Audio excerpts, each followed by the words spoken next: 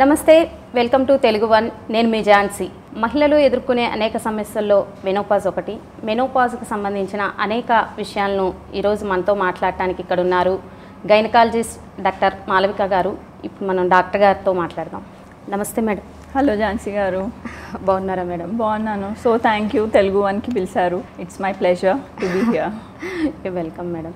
Madam, menopause సమయంలో మహిళలు అంటే ముందుగా అనేక సిమ్టమ్స్ ఉంటాయి, అలాగే మూడ్ స్వింగ్స్, ఇంకా చాలా రకాల హార్మోన్ ఇన్బ్యాలెన్స్ ఇవన్నీ కూడా వస్తూ ఉంటాయి మేడం. దీనికి సంబంధించి చాలా అపోహలు, అనుమానాలు ఉంటాయి. మెనోపాజ్ అనేదాన్ని అసలు మనం మెనోపాజ్లోకి ఎంటర్ అవుతున్నామని ఎలా మనం అనుకోవచ్చు? ఫస్ట్లీ ఆ మెనోపాజ్ అంటే మనకు వచ్చే నెలసరి పీరియడ్స్, ప్రతి నెల మనకి పీరియడ్స్ వస్తాయి, అవి ఆగిపోవటం. కానీ అవి ఎన్ని రోజులు ఆగితే మనం మెనోపాజ్ అని చెప్తాం? అట్లీస్ట్ 12 months ఆగిపోవాలి.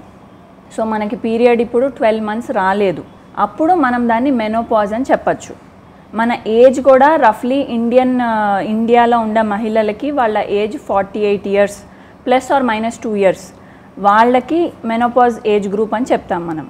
ఆ ఏజ్ గ్రూప్లో 1 year వరకు పీరియడ్స్ రాకపోతే దాన్ని న్యాచురల్ మెనోపాజ్ అంటాం. కానీ చాలామందికి సర్జరీ అయ్యి, ఆపరేషన్ అయ్యి పీరియడ్స్ ఆగిపోతాయి, దాన్ని సర్జికల్ మెనోపాజ్ అంటాం. ఇది న్యాచురల్ మెనోపాజ్, అది సర్జికల్ మెనోపాజ్. ఇంకొన్నిసార్లు కొంతమందికి ముందే ఆగిపోతాయి, కొన్నిసార్లు కొంతమందికి తర్వాత ఆగిపోతాయి. అది ప్రీమెచ్యూర్ మెనోపాజ్ అంటాము, లేట్ మెనోపాజ్ అంటాము. బట్ మెనోపాజ్ అంటే న్యాచురల్గా నెలసరి పీరియడ్స్ ఆగిపోవటం. ఇది మహిళల్లో ఫస్ట్ మొదలయ్యేది మెనార్కి, ఫస్ట్ టైం వచ్చేది. తర్వాత ఎవ్రీ మంత్ పీరియడ్స్ వస్తాయి. పీరియడ్స్ వచ్చి లాస్ట్కి వచ్చి ఆగిపోతే it is called menopause. And యాక్చువల్గా మహిళలందరికీ నెంబర్ ఆఫ్ ఎగ్స్ అంటే బాడీలో ఎన్ని అండాశయాలు ఉంటాయో అవి ఎట్ బర్తే డిసైడ్ అయిపోయి ఉంటాయి. అంటే ఒక బిడ్డ పొట్టలో ఉంటేనే వాళ్ళకు ఆల్రెడీ 7 million ఎగ్స్ ఉంటాయి వాళ్ళ. సో అవి ఇంకా ఫిక్స్డ్ ఆ నెంబర్, ఇంకా అది మళ్ళీ పెరగదు, మళ్ళీ తరగదు. అలా పుట్టినాక కొంచెం తగ్గిపోతాయి. ఏజ్ ఆఫ్ మెనార్కీ అంటే మన ఫస్ట్ టైం పీరియడ్స్ వచ్చేటప్పటికి ఓన్లీ 3 lakhs అంటే 7 million 70 lakhs ఎగ్స్ నుంచి ఓన్లీ 3 lakhs ఎగ్సే ఉండొచ్చు. విత్ ఏజ్ నార్మల్గా తగ్గిపోతాయి. దాని తర్వాత మనకు ప్రతి నెల పీరియడ్స్ వస్తాయి. సో ఆ మొత్తం ఏజ్ మేబీ ఫ్రమ్ 12 years తీసుకోండి, అక్కడ నుంచి 48 years వరకు ప్రతి నెల వచ్చేది 400 eggs వరకు మ్యాక్సిమం ఓవ్యులేట్ చేస్తారు. ఫైనల్గా బాడీలో ఆ 7 million కాస్త 1000 eggs అయిపోతాయి. దట్ ఈస్ వెన్ వాళ్ళు మెనోపాజ్లోకి ఎంటర్ అవుతారు. సో అట్లా ఎగ్స్ అయిపోయి హార్మోన్స్ అన్నీ తగ్గిపోతాయి. ఫీమేల్ బాడీలో ఉండే hormones mainly estrogen, progesterone hormones. So estrogen, progesterone hormones వల్ల ప్రతి నెల మనకి పీరియడ్ వస్తుంది. సో ఫస్ట్ ఈస్ట్రోజన్ పెరుగుతుంది, తర్వాత ప్రొజెస్ట్రాన్ పెరుగుతాయి, తర్వాత తగ్గుతాయి, మెన్సెస్ వస్తుంది. అదే ప్రెగ్నెన్సీ అయితే అది మళ్ళీ వేరే స్టోరీ. సో అట్లా ఈ hormones they play the game. Menopause టైంకి ఈస్ట్రోజన్, ప్రొజెస్ట్రాన్ హార్మోన్స్ తగ్గిపోతాయి, న్యాచురల్గా సీజ్ అయిపోతాయి. ఎగ్స్ పడిపోవటం వల్ల అవి కూడా సీజ్ అయిపోయి దట్ ఈస్ హౌ మెనోపాజ్లోకి మహిళ ఎంటర్ అవుతుంది. మేడం, ఈ మెనోపాజ్లోకి ఎంటర్ అవ్వడానికి ఒక 3 months 2 months ముందు నుంచి కొంచెం వాళ్ళకి స్టమక్ పెయిన్ అంటారు, కొంతమంది చికాక్గా ఉంటారు, మూడు స్వింగ్స్ అవుతూ ఉంటాయి, హెడేక్ వస్తూ ఉంటుంది. ఇంకా ఇటువంటి ఏ లక్షణాల వలన మెనోపాజ్కి దగ్గర అవుతున్నామని తెలుసుకోవచ్చు? యాక్చువల్లీ దీన్ని పెరి మెనోపాజ్ పీరియడ్ అంటారు. పెరి అంటే మెనోపాజ్ చుట్టూతా ఉన్న పీరియడ్, ముందు అన్న అవ్వండొచ్చు, వెనకాలన్నా అయి ఉండొచ్చు. సో ఈ పెరి మెనోపాజ్ పీరియడ్ 1-2 months కాదు, actually it may be 5 years కూడా అయి ఉండొచ్చు. అంటే ఇప్పుడు 48-50 years వాళ్ళకి మెనోపాజ్ అయితే దే మైట్ బీ ఫేసింగ్ ఈ అన్ని problems from 45 years only. 5 years almost రఫ్లీ అప్పటి నుంచే స్టార్ట్ అవ్వచ్చు. ఫస్ట్ కొంతమందికి పీరియడ్స్ కూడా ఇర్రెగ్యులర్ అయిపోతాయి. రెగ్యులర్గా వచ్చేది కొంచెం డిలేనో, డిస్టర్బ్డో, హెవీ బ్లీడింగో ఇట్లాంటివి కూడా స్టార్ట్ అవుతాయి బికాజ్ ఆఫ్ హార్మోనల్ ఇంబ్యాలెన్స్. దానికి డిఫరెంట్ ట్రీట్మెంట్, మనం కొంచెం హార్మోన్స్ సప్లిమెంట్ చేస్తాము. బేసికల్గా ప్రొజెస్ట్రాన్ కూడా తగ్గిపోతుంది, దానివల్ల హెవీ పీరియడ్స్ అవుతాయి. మనం హార్మోన్స్ సప్లై చేసి కొంచెం మెనోపాజ్లో న్యాచురల్గా రావడానికి చేయొచ్చు. ఈ పీరియడ్స్ ఇర్రెగ్యులారిటీసే కాకుండా మీరు చెప్పినట్టు హాట్ ఫ్లషెస్ స్టార్ట్ అవుతాయి, మూడ్ స్వింగ్స్ స్టార్ట్ అవుతాయి, యూరినరీ కంప్లైంట్స్ చెప్తారు, ఇన్ఫెక్షన్స్ లాగా, లేకపోతే డ్రైనెస్ ఉంటుంది, డ్రై వెజైనా ఉంటుంది,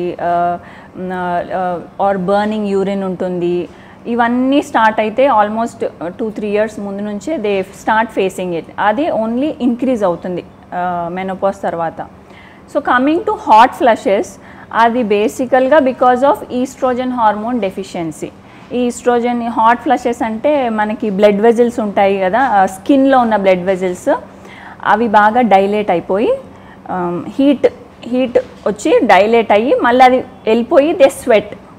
so hot flushes will stay for almost maybe 4 to 5 minutes. అది వెళ్ళిపోయి దే స్టార్ట్ స్వెట్టింగ్. చాలామంది నోటీస్ చేసేది నైట్ స్వెట్స్, నిద్రలో బాగా ఎక్కువ హాట్ ఫ్లషెస్ వస్తున్నాయి, చెమటలు పట్టేస్తున్నాయి, తర్వాత కంగారుగా అయిపోతాను, దాని తర్వాత దే అగైన్ బికమ్ నార్మల్. కొంతమందికి ఇవి as much as 10 hot flushes in a day కూడా ఉండొచ్చు. ఈ హాట్ ఫ్లషెస్ కొంచెం చాలా ఇబ్బందికరంగా కూడా ఉంటుంది మహిళలకి, అంతేమి కన్వీనియంట్గా ఉండదు. They will slowly subside. Menopause అయిన 1-2 years కూడా ఉంటాయి, ఉండి మెల్లగా తగ్గుతాయి, వెంటనే తగ్గవు. బికాస్ హార్మోన్ పడిపోవటం వల్ల బాడీ అడ్జస్ట్ అవ్వడానికి ఆ 1-2 years టైం పడుతుంది. తగ్గినాక నెమ్మదిగా కొంచెంగా తగ్గిపోతాయి. బట్ ఈ అడ్జస్ట్ అయ్యే పీరియడ్లో ఇఫ్ ఆ మహిళకి చాలా ఇబ్బంది అవుతోంది, నా డే టు డే యాక్టివిటీ కష్టంగా ఉంటే you have to consult a gynaecologist. అప్పుడు మనం ఆ హార్మోనల్ అసెస్మెంట్ అంతా చూసి ఎంత సివియారిటీలో ఉంది అది చూసి దెన్ ట్రీట్మెంట్ ఆప్షన్స్ ఉంటాయి. హార్మోన్ ట్రీట్మెంటే ఇవ్వచ్చు, హార్మోన్ సప్లిమెంట్ చేయొచ్చు, నాన్ హార్మోనల్ ఆప్షన్స్ ఉంటాయి. సో వాళ్ళని చూసి వాళ్ళ హెల్త్ ఇష్యూస్ చూడాలి. మళ్ళీ ఇప్పుడు 48-50 years వస్తే they will have other things like BP, sugar, ఇవన్నీ కూడా వస్తాయి. సో ఫ్రీగా మనం హార్మోన్స్ కూడా ఇవ్వలేం. అన్నీ చూసి అసెస్ చేసి then we will plan treatment for hot flushes. మీరు చెప్పినట్టు మూడ్ స్వింగ్స్ కూడా సేమ్. మూడ్ స్వింగ్స్కి వస్తే దే మైట్ హ్యావ్ యాంగ్జైటీ, కంగారుగా ఉండొచ్చు, డిప్రెషన్ రావచ్చు, లో ఫీల్ అవ్వచ్చు, or both the things, bipolar లాగా కూడా ఉండొచ్చు. ఇవన్నీ యాక్చువల్లీ అవుట్ ఆఫ్ బ్లూ రావు. కొంతమందికి ముందు నుంచే ట్రిగర్స్ ఉండుంటాయి, చిన్నప్పుడు ఒకసారి వచ్చి ఉండొచ్చు, లేకపోతే ప్రెగ్నెన్సీ పోస్ట్ పార్టమ్ పీరియడ్లో దే మైట్ బి డిప్రెస్డ్. ఇవన్నీ కూడా దే ప్లే అ రోల్. అప్పుడు కొంచెంగా ఉండొచ్చు, కానీ మెనోపాజ్ అయ్యాక అదే ఇంటూ మల్టిప్లై 10 times అయిపోతుంది. 10 times ఇవి చాలా డిస్టర్బింగ్ అవ్వచ్చు. ఈ డిస్టర్బింగ్ ఫస్ట్ మా దగ్గరికి వచ్చినప్పుడు ఫస్ట్ అసెస్ చేసి కౌన్సిలింగ్ చేస్తాం. కౌన్సిలింగ్ చేశాక we will give them options. De-stress, లైఫ్లో డీస్ట్రెస్ కొంచెం చేయటానికి ఎట్లా, మెడిటేషన్ చేయాలా, యోగా చేయాలా, బ్రీదింగ్ ఎక్సర్సైజెస్ చేస్తే యాంగ్జైటీ తగ్గొచ్చు, ఇట్లా కొన్ని అన్నీ చేసి వీ విల్ కౌన్సిల్ దెమ్. కావాలంటే కొంచెం ఎలైడ్ థెరపీ కూడా ఇస్తాం, మెడికేషన్ అట్లా ఇస్తాం, న్యూట్రిషన్ కరెక్ట్ చేస్తాము. ఇంకా కావాలంటే అప్పుడు సైకాలజీ హెల్ప్ తీసుకోవాలి. తీసుకుని then they have to get this corrected. అవి ఇన్ ద కోర్స్ మనం దీన్ని హ్యాండిల్ చేసే విధానం ఇవన్నీ చేసి కరెక్ట్ చేసుకుంటే దట్స్ వెరీ గుడ్. లేదు కొంతమందికి అవుట్ ఆఫ్ ద థింగ్ వెళ్తే దెన్ దే నీడ్ హెల్ప్.